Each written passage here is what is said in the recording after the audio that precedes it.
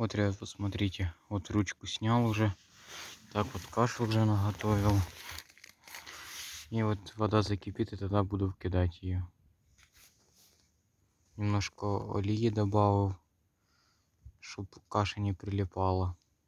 А так вот. Такая вот везде красота, посмотрите. Такой вот лес.